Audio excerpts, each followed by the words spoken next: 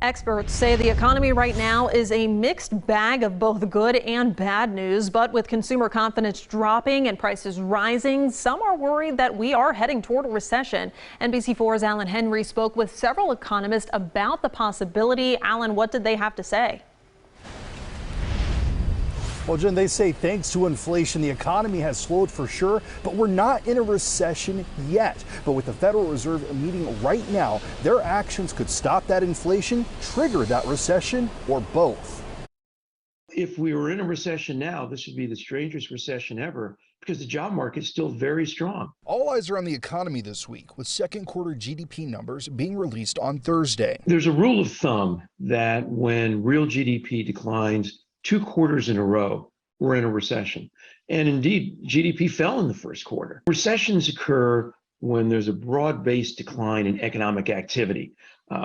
Job growth goes negative, unemployment goes up, spending by businesses and consumers go down, and that leads directly to that decline in GDP. Economists expect GDP to be down again in the second quarter. But despite that, they say that doesn't necessarily mean we're in a recession. We're seeing that mixed bag, in various parts of the U.S. economy.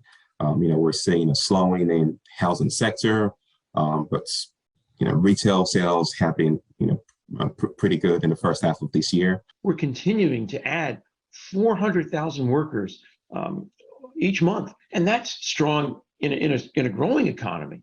It's unprecedented in a recession. So that's why we think we're not in a recession now. But tomorrow, the Federal Reserve is expected to announce an increase in interest rates by 3/4 of a percentage point to deal with this 40-year high inflation.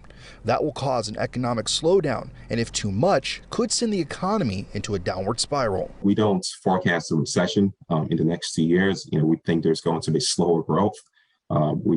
As interest rates increase, the Fed started increasing interest rates in March, and they're going to continue raising interest rates into 2023.